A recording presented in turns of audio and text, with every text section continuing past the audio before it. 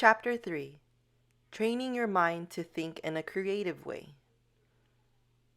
One of my earliest memories is from kindergarten. It's fairly normal and might be seen as routine, but to me, it was a defining moment of my young childhood education that I still remember vividly.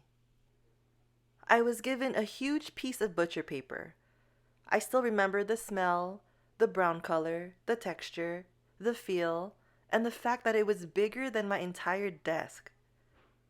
Up to that point, I had never seen a piece of paper that big. Soon the teacher gave every student in the class a paintbrush and a few different colors.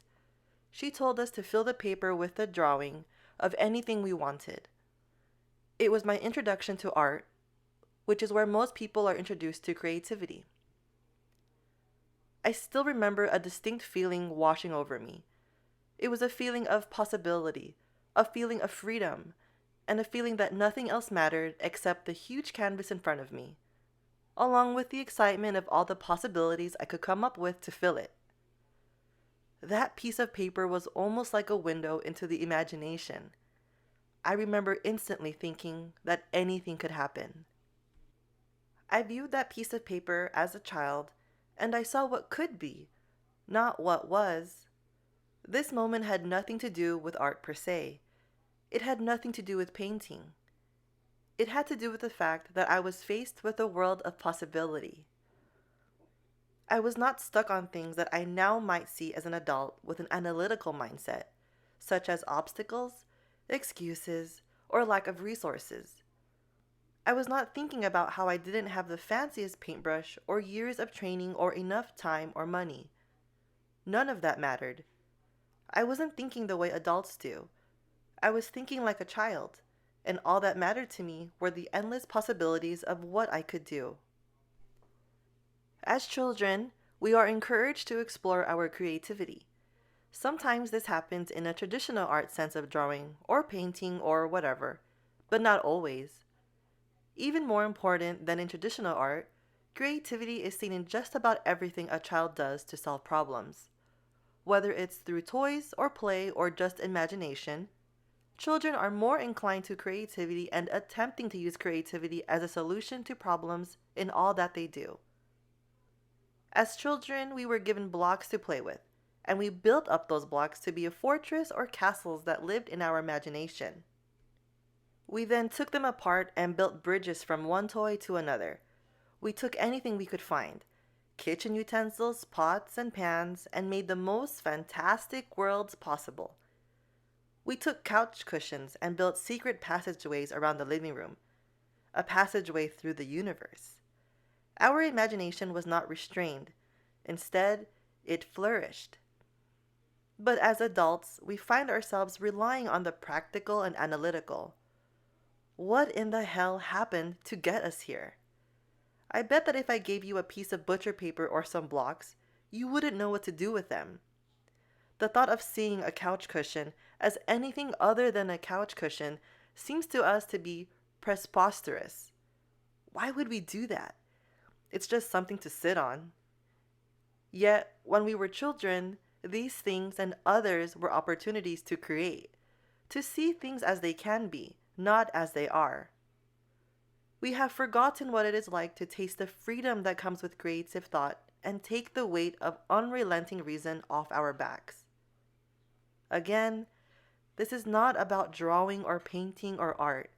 It's about creativity and giving yourself the freedom to look at the world as it could be, not what your skeptical adult mind tells you it is. I'd like for you to grab a piece of paper, any piece of paper around you. If you don't have one available, you can use this book as your paper. Next, grab a pen. Go on, I will wait. Got it? Great. Now I want you to draw a picture of a flower in the margin of this book or on your piece of paper. I mean it. Go ahead and draw something. I know that you might not be an artist. I am no artist myself, but that doesn't matter. I've done this exercise in workshops all over the world. Believe me, your artistic ability matters none. No matter how big or how small you draw your flower, I just want you to draw. Feel your hand moving over the paper. Feel the funny tickling as you draw lines instead of the shapes of letters. Feels kind of good, doesn't it? Feels relaxing. Or at least different. Now I want you to take a picture of the flower and post it to our Instagram page using hashtag #TheCreatorMindset. I want this to be your first commitment to living the creator mindset, no matter how bad your flower might look, because at the end of the day, it really doesn't matter how it looks. It just matters that you try. And really, trying is just practice. It is a practice that builds muscle memory just like working out or learning a new language. The creator mindset is a training regimen that relies on you exercising the connections in your brain to see a different way forward, a creative way forward. It's not about the flower. It's not about the art. It's about the commitment and the will to begin to see the world creatively. We don't need to learn how to be creative. We need to relearn how to be creative. One thing you can try right this minute is think about a persistent problem that's eating away at you. It can be that your business is failing or struggling in one particular area. It could be the promotion you are after and are not getting. Think about that problem and make sure it's clear in your mind. Now, we will work together to rewire the structure of your brain to think creatively, and I will help you awaken your long-lost creativity.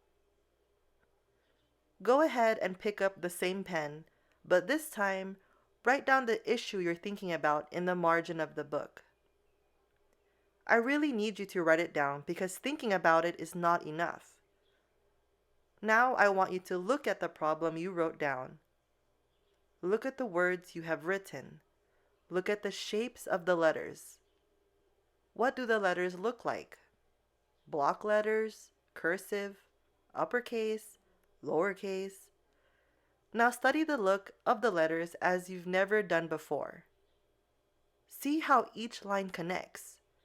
See how big or small the letters are of the problem or issue you have written down. Remember, you are now relearning how to think creatively, so take your time. I am sure that no matter who you are or how far away from a creator mindset you will begin to see associations with the word you wrote down that spark some type of thought. Don't bury it the way you normally do. Think about what is popping into your mind right now as you read these words. Are you thinking of something unrelated? Something that has nothing to do with the problem? Great. You are starting to look at the issue creatively. Are you thinking of what you wrote down? Great. You are starting to look at things creatively. Let any and all thoughts wander into your brain and do not edit them because that is your childhood creativity trying to come back out. There is a creative solution for any issue, no matter what it is. You just have to listen. Now, I want you to try listening to the voice in your head that occasionally pops up with something new, something fresh. Listen to the voice that you have shut down for some reason or another. It's the creative side of the brain that you have shut down for so long, trying to help you solve problems creatively just as it did when you were a child. And as with children, it turns out that before any analytical skills are developed, the first skills are creative problem-solving skills. These are the skills that develop before language, before fine motor skills. They develop earlier than anything else because they are a key facet of why humans survived while other animals perished.